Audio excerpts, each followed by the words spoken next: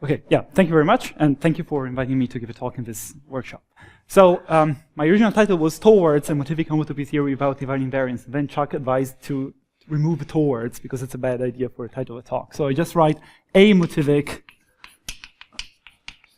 Homotopy Theory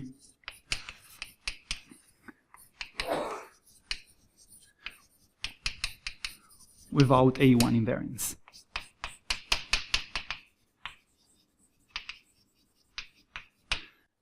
There's still A in front, so I'm not so, at least you have more than one option. Okay, so what is this about? Well, maybe a bit of introduction, and before starting, what happens if you have homotopy invariance, first of all? So a Motivic theory, so I would say Motivic homotopy theory,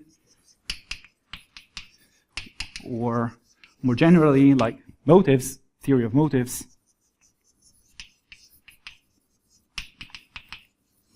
which we know after work of Voevodsky and many other people. So it's based on the following insight. So it's based on one idea. So on one side we have, well, topological spaces. Means right top for short, which we want to consider modulo homotopy. And here, homotopy is between maps, so between spaces that are parameterized by unit interval, 0, 1. And then the idea was to transpose this in algebraic geometry. So in algebraic geometry, very loosely speaking, I have algebraic varieties. And here, I have a affine line A1, so back of K of t, so here I'm working over some field K, which plays the role of a unit interval. So in order to do so, I have to declare the affine line to be contractible. So much for the recall for general theory. So unfortunately, there are many invariants of, like, for algebraic varieties, which are not insensitive to the affine line. So, but say, there are examples of interesting invariants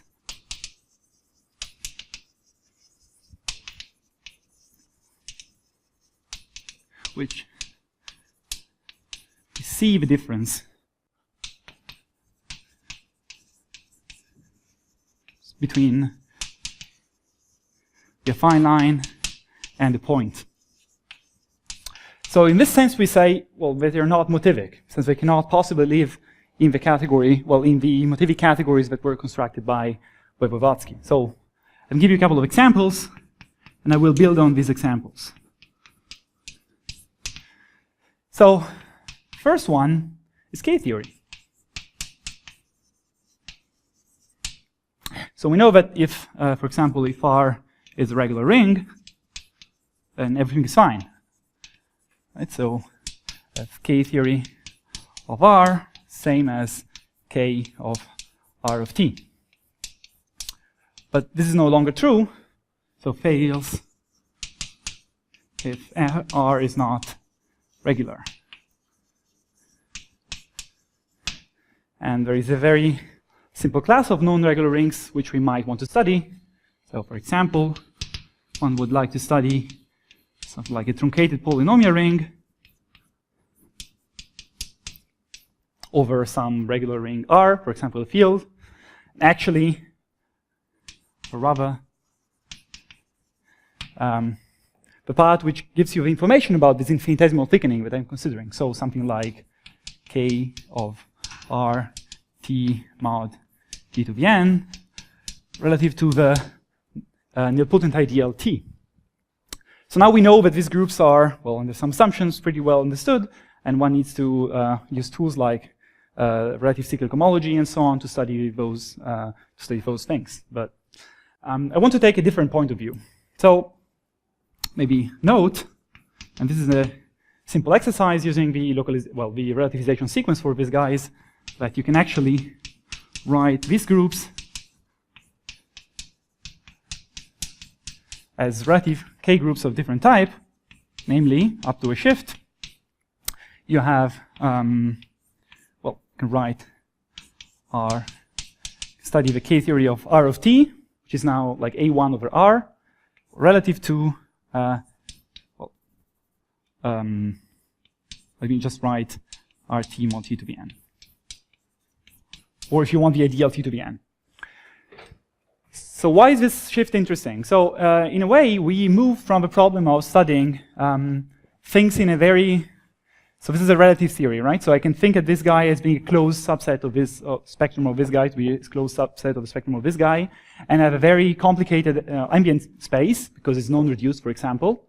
And here I move the problem into studying another relative theory. This time I have a regular ambient space, so this is like A1 over R, and I am considering spec of RT mod T to the N, which is a divisor in A1 R, and is a non-reduced divisor.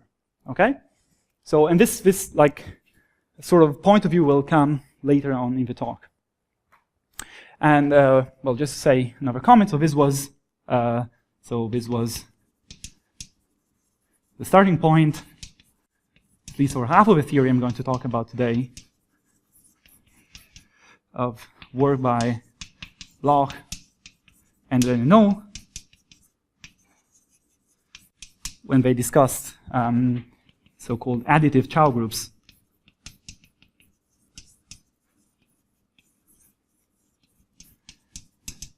And with the goal of describing in terms of algebraic cycles, classes in relative K groups of this type. So, oh, I don't need this. Okay, so K-theory will provide a bunch of examples of a theory of defined non-algebraic varieties, which is not homotopy invariant. So we would like to study it with Motivic techniques. And so the other example has a pretty different flavor. So example B is coming from classical theory.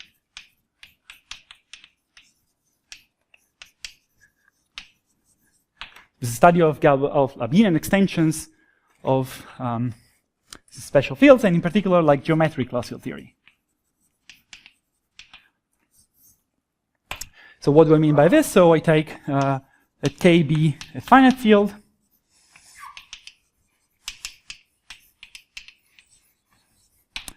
and one wants to study the abelianized fundamental group of X, where X is defined over K, say is smooth variety.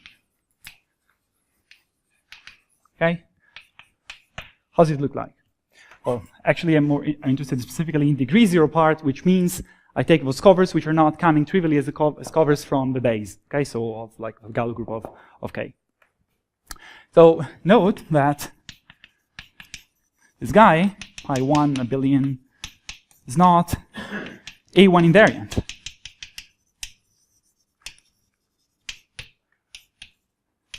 So what does it mean? It means that if I take pi1 of A1 over K, degree zero part is not the same as pi1 of K. Oh, if I take degree zero part, there's nothing here, but anyway. So why? Well, the problem is that there are covers of the affine line, which are honest covers of the affine line, which are not coming as pullbacks of like trivial of covers of K, right? So these are called Artin-Schreier covers.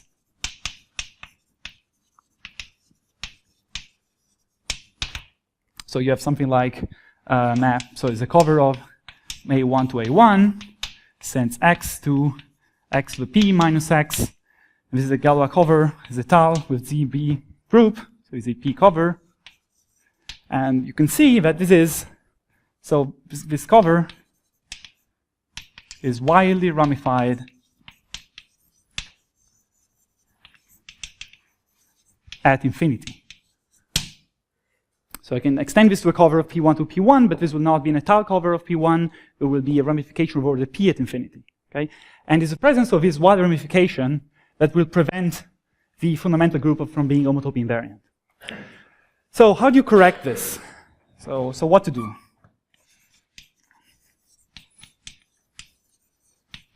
So this is where ramification theory is going to help you. So in general, say if I have some nice variety X, say smooth, I'm still working with a finite field here over K, and I choose some normal compactification, so normal proper, maybe projective, I don't know, proper. And say D is a divisor, so a Cartier divisor, effective, and supported on the complement of X. Then, thanks to work of many people, so say Kato, Wilinski, Matsuda, and so on. So it makes sense to say,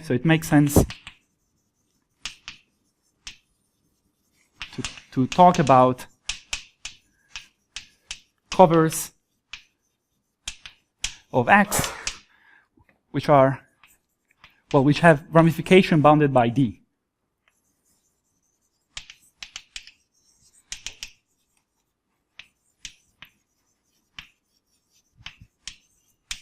So at infinity, if you want. So the information, so the multiplicity of a divisor D will help you in controlling the ramification of your covers. So in particular, it will make sense to talk about pi 1 of, say, X bar D. This will classify abelian étale covers of X, which are ramified at infinity at D with ramification bounded by D.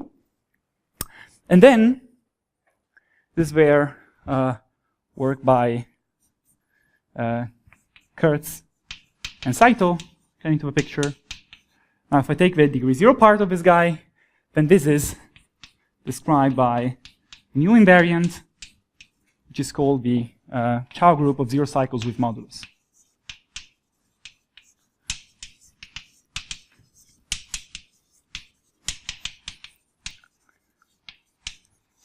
So, this is the class group of this classical theory. It's a group of algebraic cycles, so it's somehow motivic in nature, and describes something which is intimately not homotopy invariant. Okay? Particularly if you can take the limit over all these, then here you cover exactly the fundamental group of a complement, so without ramification conditions. And here, if you take the limit, you get something which is described in terms of cycles, but somehow lives in this known homotopy invariant world.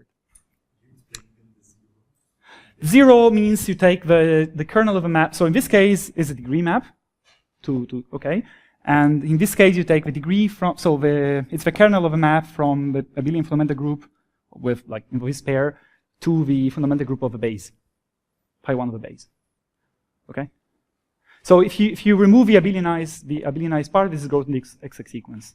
You have the fundamental group and the fundamental group of a base, and yeah, the degree 0 part is the kernel. But yeah. All right. So well, would be in that case without the abelian part is the fundamental group of the algebraic closure. I mean, of a base chain to the algebraic closure. Okay. So sort of two questions here. So a couple of questions. So is this part of a more general theory? So well, you can ask if R, A, and B, so my two different situations, so two different like type of invariance part of more general theory.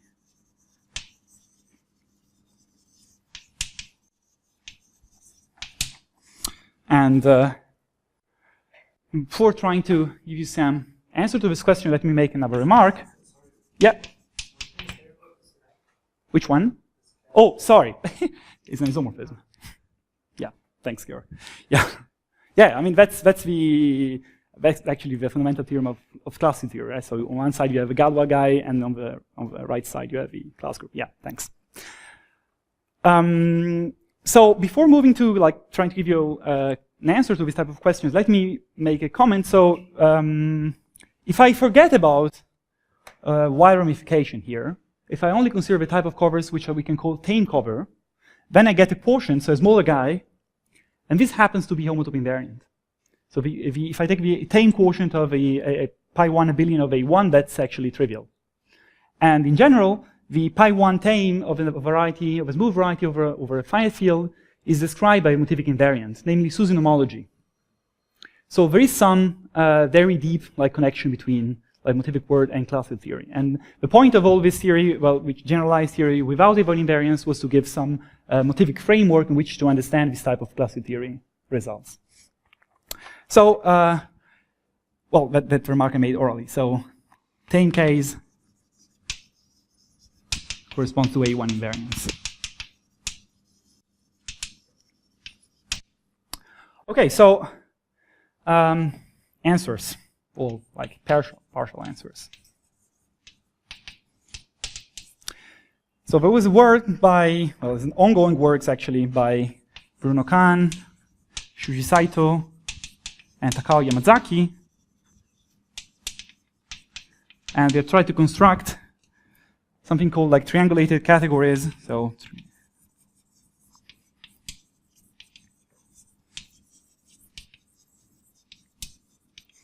of motives with modulus. So in this story, this is modulus, okay, the divisor, which, I mean, the name comes from the classical number theory, right? So you take a modulus for some ideal group. And so what's a paradigm here? So in some sense, what is ramification theory telling you? It's telling you that you have to consider something bigger than x if you want to study invariant of x, namely some compactification in this case. And then some extra information will come from the boundary of this compactification. So, and the fact that this divisor at the boundary is non-reduced will carry extra information. So we are sort of trying to describe some theory with compact support, but slightly bigger than the one we usually have in Motivic word. So here is pass from the category of, say, smooth schemes over a field K. So now K is general, perfect, or general, well, any perfect field. So not necessarily finite field. So to a new category, so a category of pairs.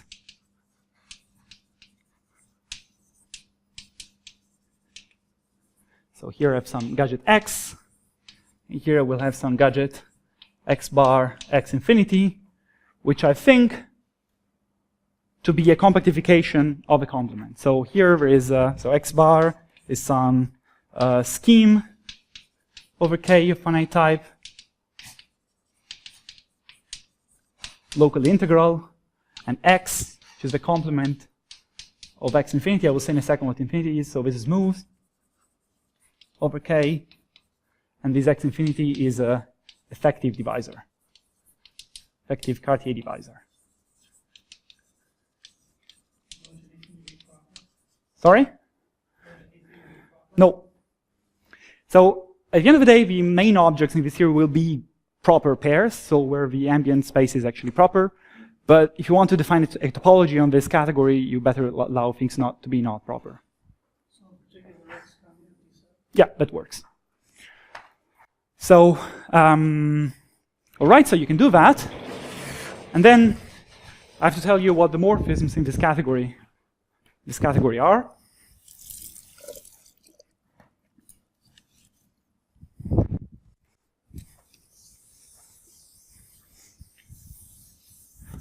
So this whole construction was based on sort of enhancing, the idea of enhancing to this modulus setting the original construction of Suslin, Voevodsky, Friedlander. So there will be correspondences appearing in a second. But this becomes a bit technical, so let me cheat a bit on this.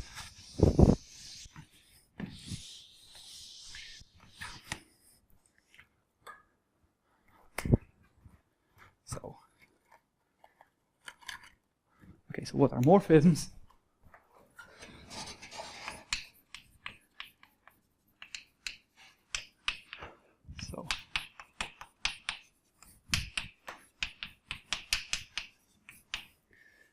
So I will say something in words before. So the idea is that morphisms are going to be morphisms of compactifications, all right? So suppose I have a map, let me call it f bar, from x bar to y bar, then the requirement will be that if I pull back these divisors, first of all, this has to be defined, this is smaller than x infinity. This is an inequality of divisors, okay? So of course, this doesn't make sense, okay, in general. I mean, I didn't specify, for example, x bar is not normal. It didn't require anything on x bar and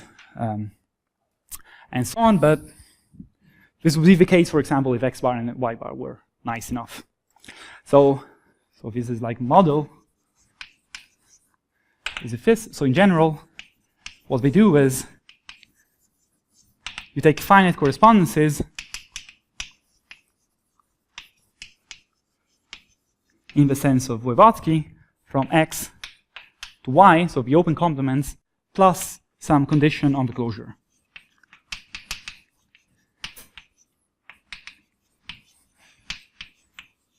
Okay, so if I have a correspondence W, then I have a closure inside x bar cross y bar, and then I can pull back the two divisors here and I can compare them on the correspondence. And more or less, this is what you're asking. So as I said, so there is let me denote this category by M smooth, which embeds in a category M core of modulus correspondences. So this is what I just described. So this is our new category, and here you can put a topology. Your favorite topology is Nevich et al. Zariski. This is the main reason why we want to allow pairs which are not proper. So far, so good. So, but now the actual question is, so if you know the construction of DM, of Voevodsky, then what you do is you take the derived category of chain complexes of pre-sheaves on this thing, of Billion groups on this thing, and then you mod out, so you take the localization of this category with respect to a Mayer-Vietoris condition, which comes from a topology, and a A1 invariance. So you kill, so what you do is, okay, so you pass to derived in general. So for in general, what you do is you take usual correspondences, and you take pre-sheaves with transfers or pre-sheaves on this category. Then you go to the derived category, and then you mod out by A1 invariance plus a Mayer-Vietoris condition. And this is DM. Well, yeah. So, loosely speaking. So here, what is the replacement for A1 invariance?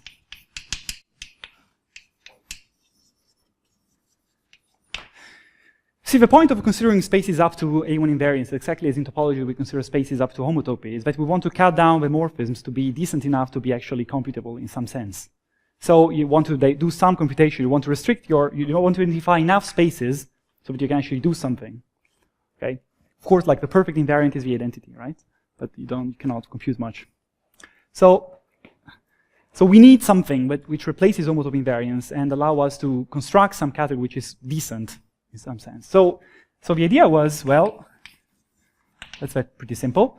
Well, you have your A1. So how about compactifying A1? You pass to P1 with infinity as a divisor. So let's call this following notation, unfortunate notation which came into the literature, is they call it a box. Avoids the line. But nevertheless. And so we replace A1 invariance with this box invariance. So what does it mean exactly? So if I have a pair like x bar, x infinity, then you can define a monoidal structure on this category. And This is what you can imagine. So you take the product of the ambient spaces, and then you take the external product of the divisor. So you have something like x infinity cross p1 plus x bar cross infinity. And this comes with a natural map back to x bar x infinity. And you want these maps to be invertible.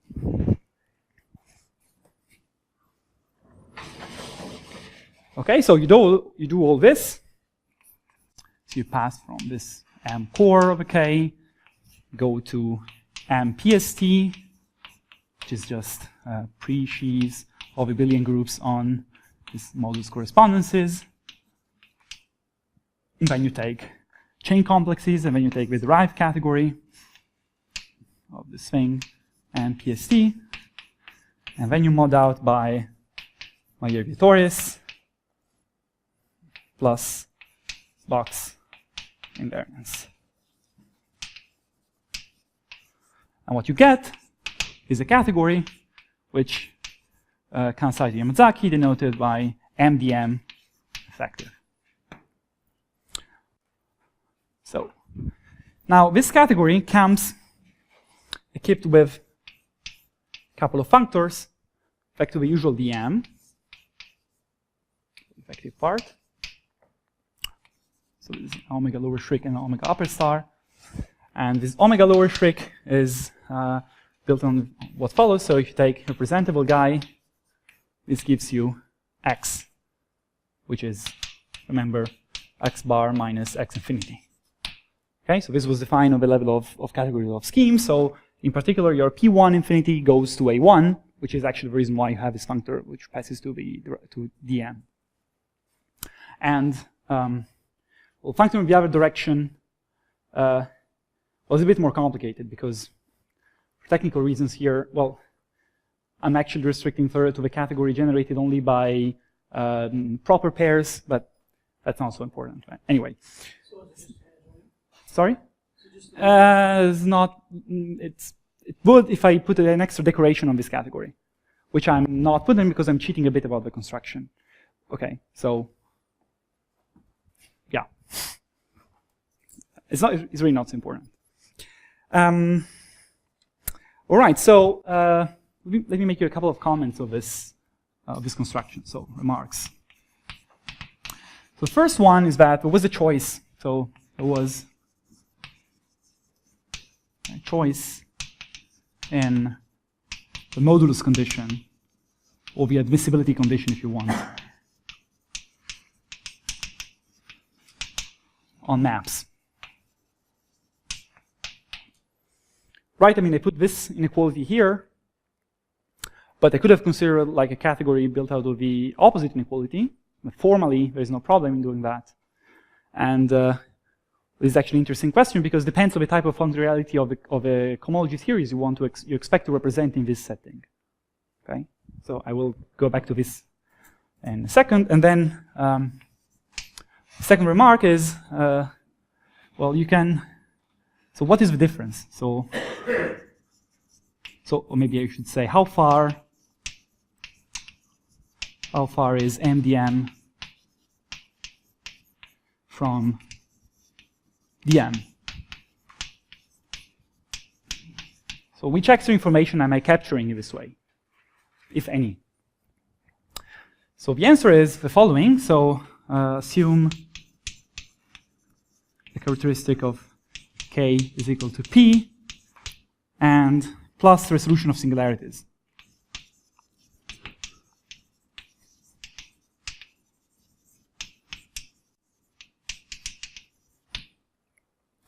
Then you can look at M, DM, effective GM, which is actually the part generated by motives of varieties, and then you can invert P, and it turns out this is actually equivalence.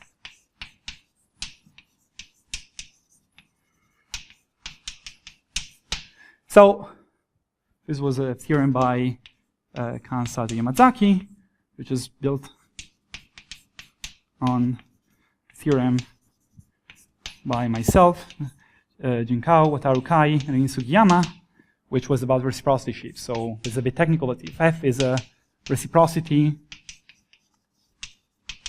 sheaf,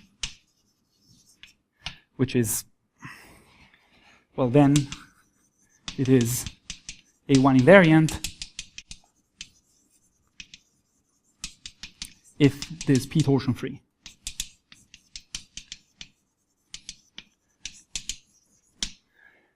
So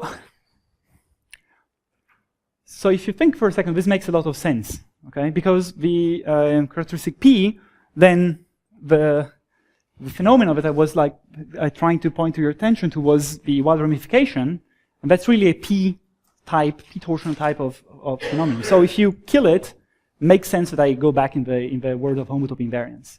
So the difference here is really all about P. And I should also say that we don't expect anything, of course, if you're in characteristic 0, then we don't expect anything like this. So we don't know, but the two categories are definitely not equivalent. So the new category MDM and DM are not equivalent in characteristic 0. And we don't know exactly how big the difference is, but it's supposed to be very huge. Okay, so now I can actually move to what the title was promising. So this was a bit of warm-up.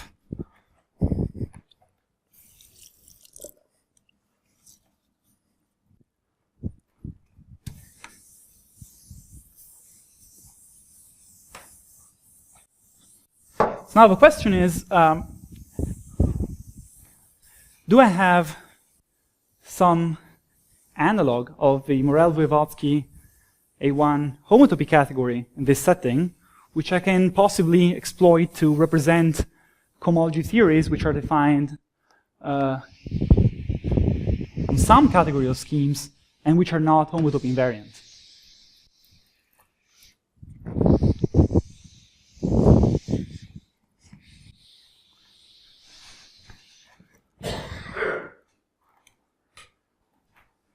So,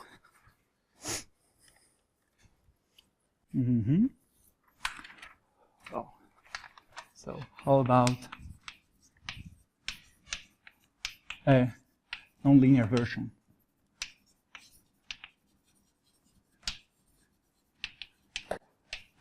So analog of H, okay, or SH, okay. So in order to try to give you an answer to this question, let me go back to K-theory.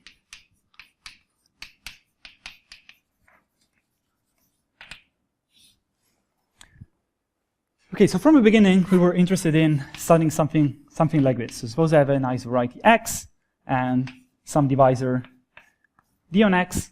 Then I mentioned that I was interested, so this was the example for RT mod T to the N. I was interested in studying relative K groups of this form. So what is this? These are the homotopy groups of the homotopy fiber of a map from K of X, K of D, which I have, so let's see D as a subscheme of X, right? So my D is a divisor inside X. Okay, so this is the object I want to study. And hopefully I would like to represent in some category of motives, as you do for usual K-theory, well, for homotopy invariant K-theory actually, in Morel and Voevodsky setting. So, but which invariance can I expect?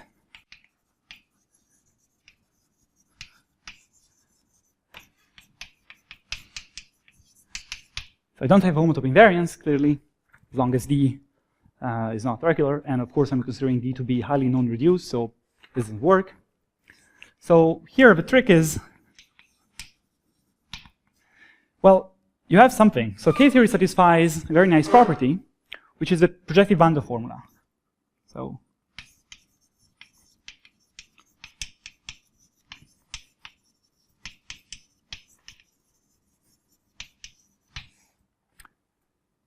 this is available without regularity assumptions. Okay? And in the case specifically for P1, I can look at the following. So I can look at K of X cross P1. And I can look at K of x cross infinity. And since the inclusion of infinity in P1 is morphed with no finite Tor dimension, then I have a nice pushover map. And then I can take the homotopy cofiber of this map. And now if you open up what the projective P1 bounded formula is telling you, well, this is nothing but this map is induced by the pullback projection K-theory of X. Like the pi, the projection from X cross P1 to X. So if X was regular, then I can identify this K of X cross infinity with the K-theory of X cross P1 with support on X cross infinity. So the thing Thomason writes X cross P1 on X cross infinity, and this cofiber, stable at least, is going to be the K-theory of X cross A1 by localization. And in fact, this regular K of X cross A1 is the same thing as K of X. So this homotopy cofiber construction, which is just taking X cross P1, K-theory of X cross P1, and then killing the extra piece which is coming from X cross infinity, is going to be a replacement for the K-theory of X cross A1. Okay? So this is like the key input. But of course, this is a cofiber construction, and this was talking about the fiber construction. So how do I actually fit the two things together? Well, this is somehow related to remark number 1 I made up there. Okay, so it was the choice in the modulus condition, which was the choice in the admissibility of the maps which I want to have in my category. And this is reflecting the fact that I have sort of two different roles that my divisor is playing according to the moment. So here, I'm really thinking as this X cross infinity as being a compactification of, well, the boundary of a compactification of X cross A1. And in this relative setting, so if I want to study this relative K-theory, I really think as this D as being a subscheme of X, and this theory as being a relative theory of pairs in topological sense. Okay? So this is somehow a cohomology with support, and of compact support, and this is somehow a relative cohomology theory. Okay? And the two things are related, but so there's some nice duality going on here, but I don't think I have time to talk about that. So to fix the 2 points of view,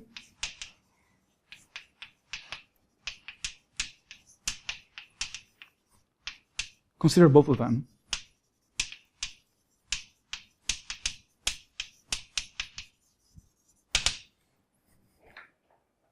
So my new object, so a new category of spaces,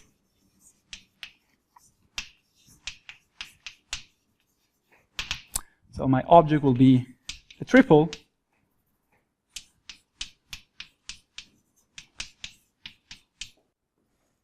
which I will see as, so this is a model for in some sense, this is, you have to think as this being an enhancement of x bar minus x infinity modulo x bar minus dx. Sorry, dx minus d infinity. Minus the intersection. Okay. This doesn't quite make sense, but this is what I meant by saying that x bar x infinity is some enhancement of the complement of x infinity in x bar, and the pair x bar dx is representing the quotient, okay, of x modulo dx, exactly as in topology, the longest x sequence for a pair represents the cohomology of the quotient. All right? Well, in some sense, of course. That's really like it's really just an idea. Okay. So what are the maps? Well, I have both constraints. So a map from start from a map from x bar to what? No relating x infinity and dx. I will come to that in a second. So.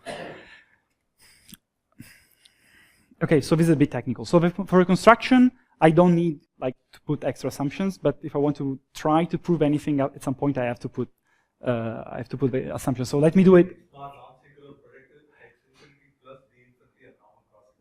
For example, well, Zerniva said. that's exactly the thing that will ultimately turn out to be. Well, the support actually of x infinity plus dx will be normal crossing. So I will allow multiplicities on the divisors, but the geometry of the divisors is simple. Yeah.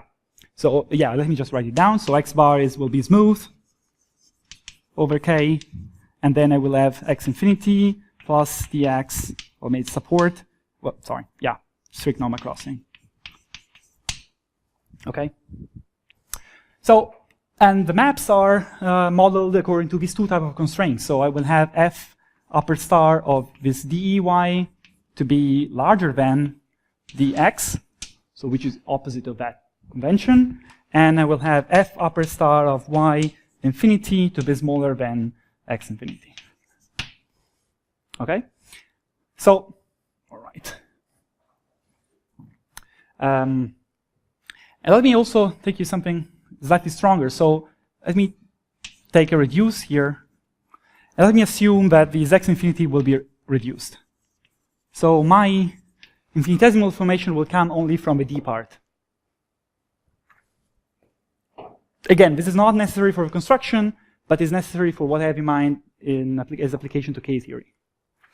All right. So what to do next? So let me say that this x infinity will be the boundary divisor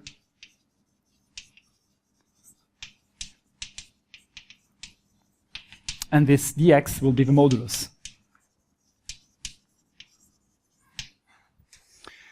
All right. So this category will be called M smooth log. So the log will come in a second. So the inside this category, I can always consider things of this form. So I have only x bar, x infinity, and nothing. Okay, this is a very valid object. So this lives inside this category here. And let me write objects. So this subcategory of objects of this type, smooth log. So I think this is a subcategory.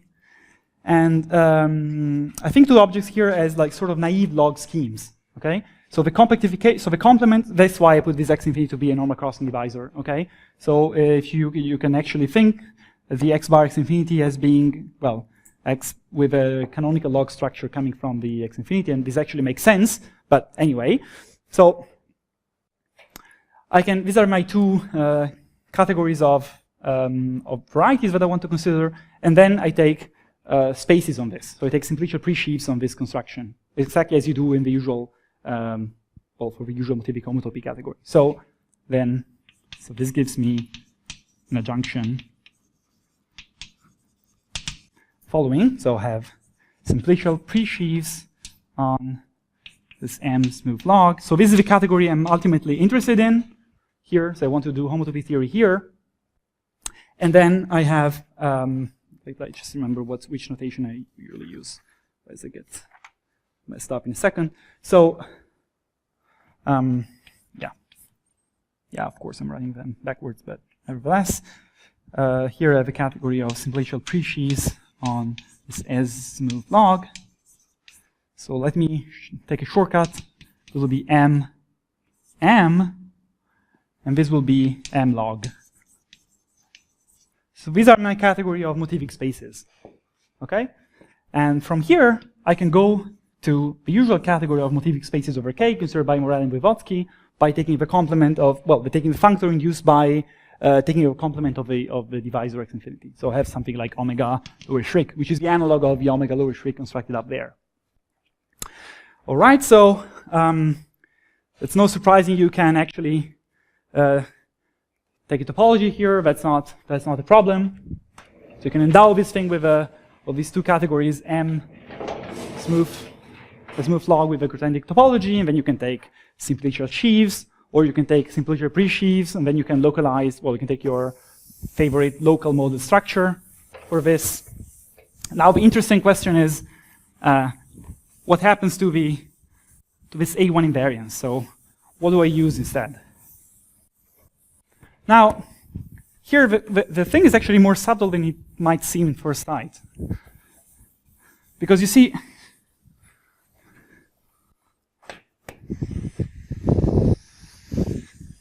okay, let me erase and then I write. Sorry, on smooth log, you take the pairs like x. Yeah. And I don't put a non-reduced structure on x infinity. Again, this is not a well. Is a strict normal crossing divisor, yeah. It's really like a log, I mean, it's really like a nice compactification of a complement. So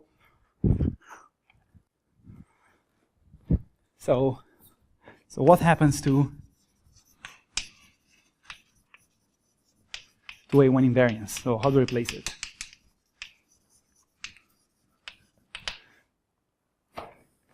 So what are the weak equivalences I want to invert in this context?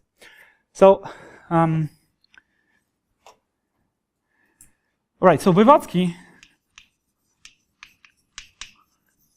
developed a nice theory, so nice homotopy theory of a site with interval.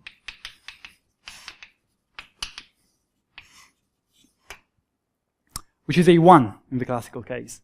And the good things about this are twofold. So one, the resulting, so you have like a some nice category, well, for example, M, all right, there. So with a simplicial trees on, say, smooth schemes over K.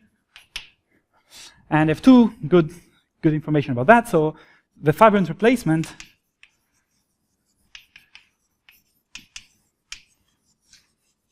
is sufficiently explicit. Namely, it has a formula. Well, you have a formula. Okay, so you have a singular complex or singular functor. And second thing is that, so let me call the interval I. So the left Bosfield localization of the category M with respect to this interval is a very nice model category. It's technically very nice.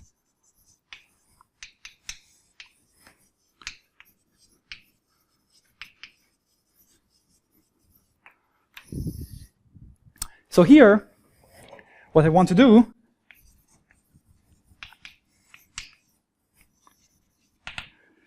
well, I want to use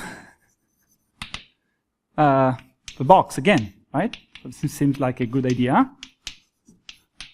This was somehow motivated by this this principle that the P1 the compactification is somehow, well, if I define in a reasonable way the K-theory of these objects, and then I cross with a box, and I define, well, then I might expect a good invariance property of K-theory. So this seems like a good idea, but unfortunately this guy is not an interval.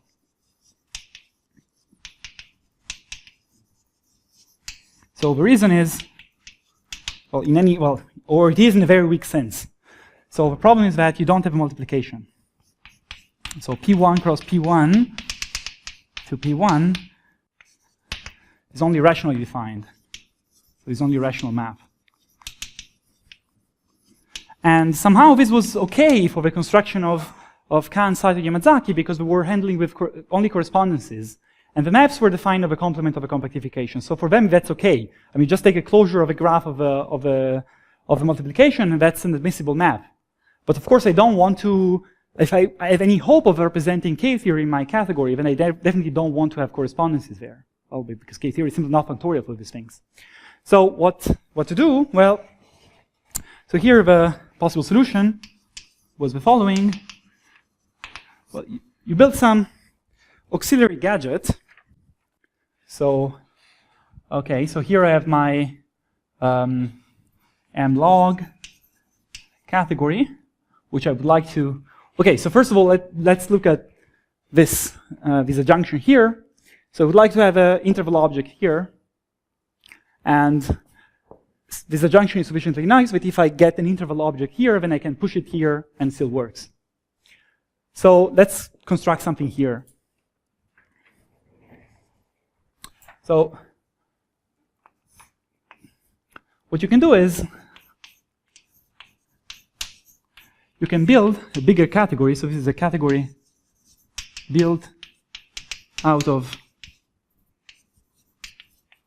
this smooth log by inverting admissible blow-ups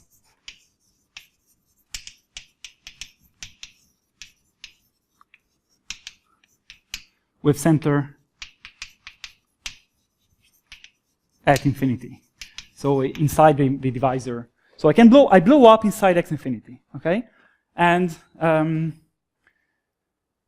well, you can show that this category actually enjoys calculus of fractions in the classical sense. And even you can take simpliciter presheaves in this category here. Sorry.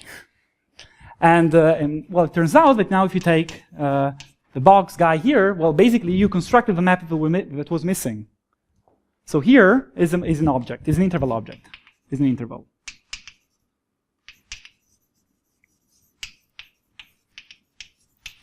And then what you do, you push it here by this functor v. And then you push it again to, well, this was a u lower shriek v of box bar. So this is u. And then you call this guy I. Okay, that's a bit exotic. So, okay, so it turns out that this guy is an interval object.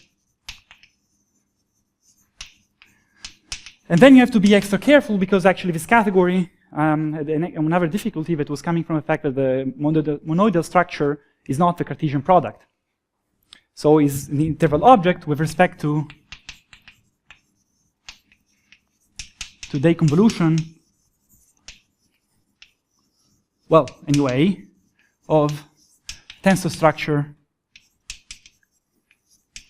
on this M smooth log, which was simply obtained by, well, you have two data of this type, and you take the product of the spaces, and then you take the external product of the divisors. Okay? Well, that's a nice monoidal structure, but it's a nice monoidal category, but unfortunately it's not the Cartesian product, and this makes things much more complicated. Okay, but now, of course, what I can do is, now I can apply, or I can localize this category of this M with respect to I,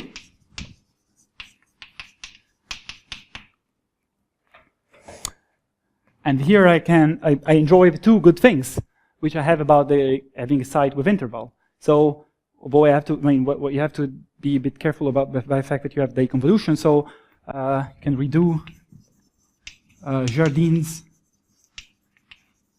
well, part of Jardin's work on about like some get a nice localized category.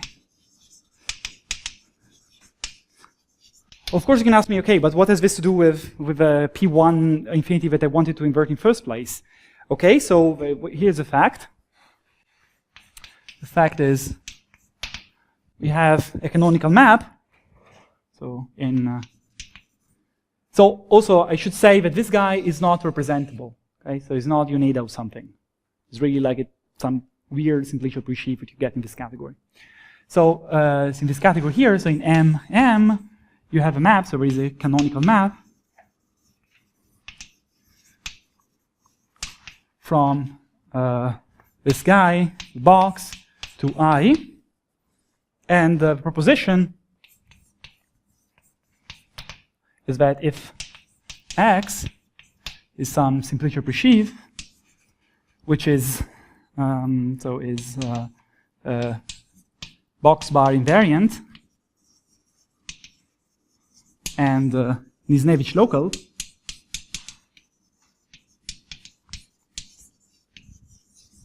then is I local.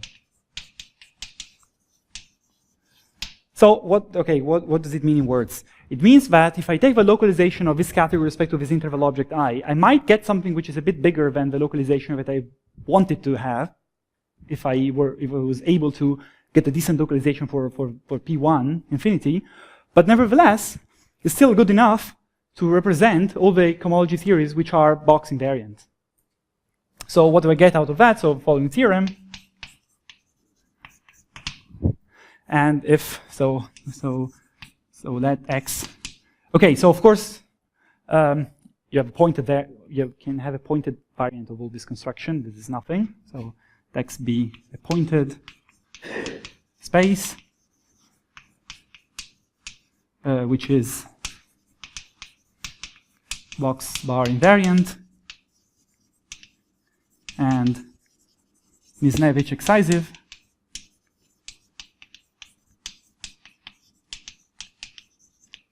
then for any m in my category M smooth log, I can take the homotopy groups of this X of M, and they turn out to be maps in the resulting homotopy category between Sn smash X and X in MH. Okay, so this is what you can call representability result. So if you have any cohomology theory which satisfies, so in the A1 invariant case, this is exactly what you have, right? So if you have something which is A1 invariant and is Misnevich excisive, then the corresponding homotopy groups can be computed as hom groups in the homotopy category. So, so I have like still a couple of minutes. Let me make a couple of extra remarks.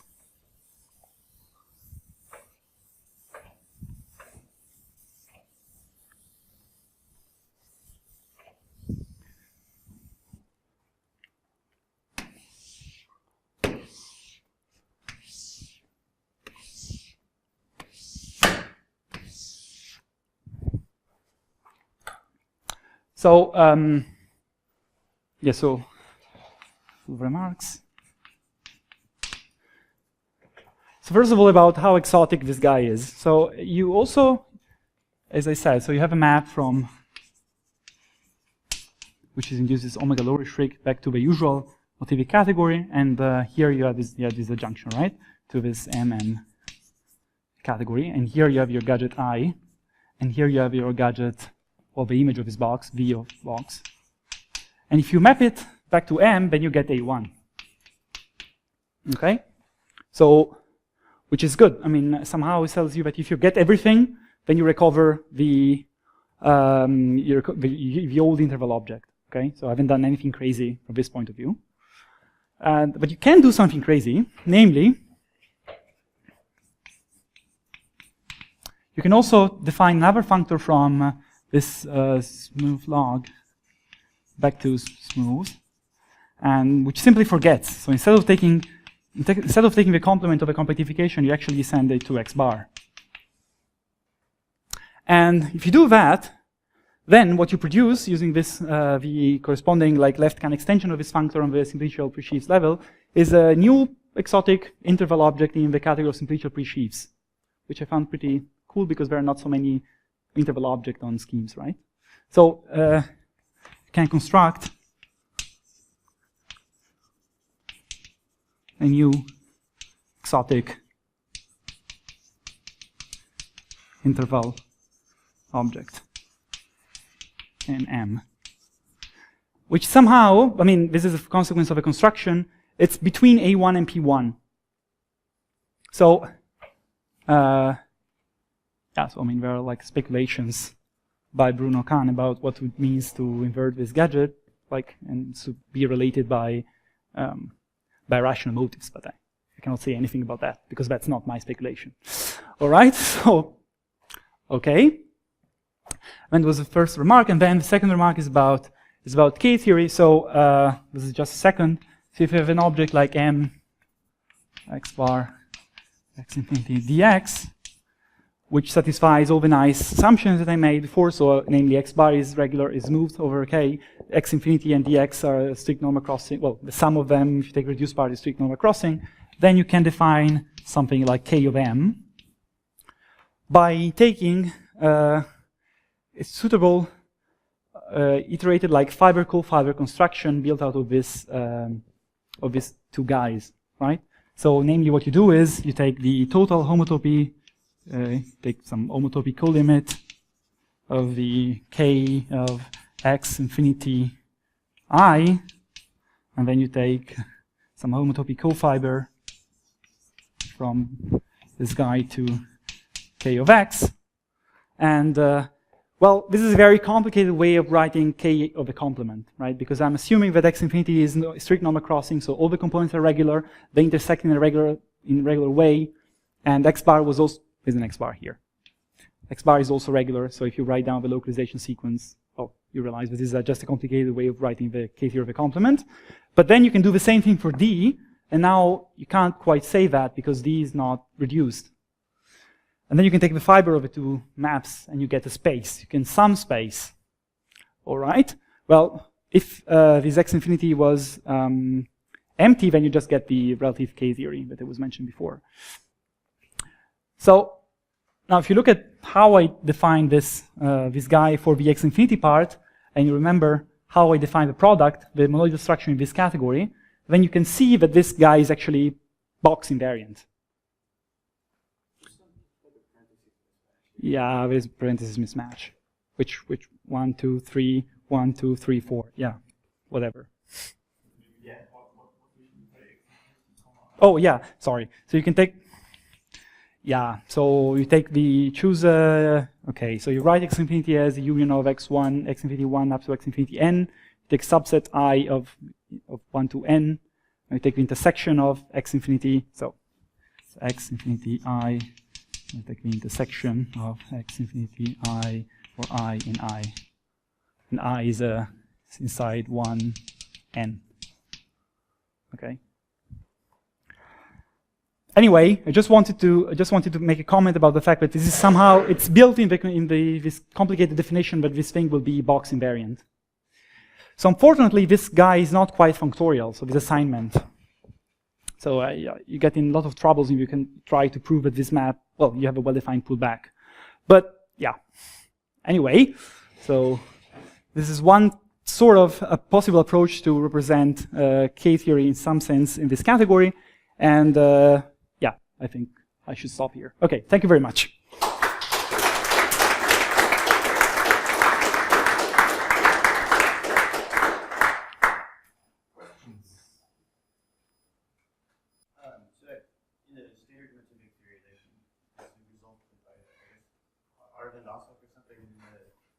Representability of the Motivic spheres and stuff. Do you have some type of knowledge about what type of things are representable here? Well, spheres are very complicated. So I mean, that's a safe statement that I can make.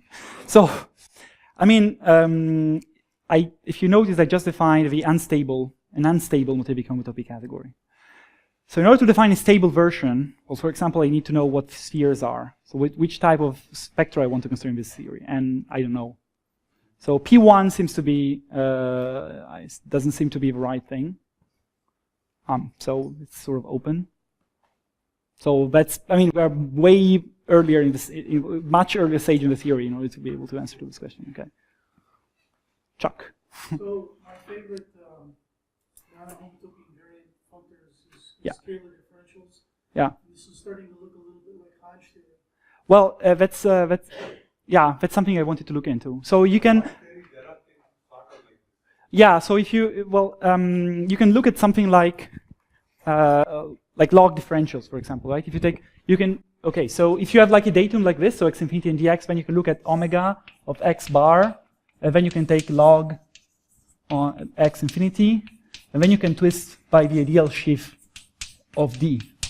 Okay. Oh yeah, sure. Yeah, you're right. Plus dx, plus dx. Yeah.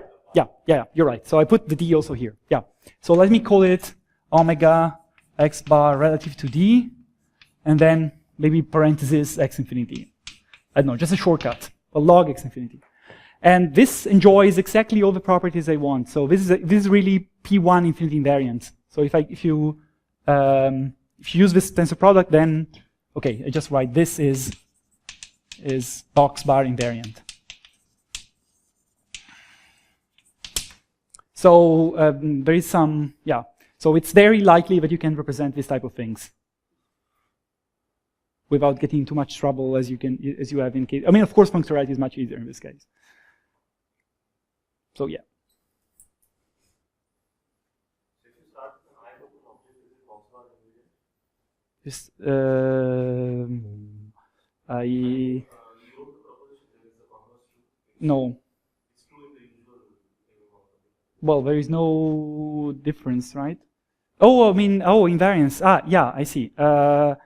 If it's, I don't know, I have to think about it. Yeah, I have to think about it. So maybe another question, what happens if you look at these probable blow-up squares that get used in the CDH topology? Does that fly through this?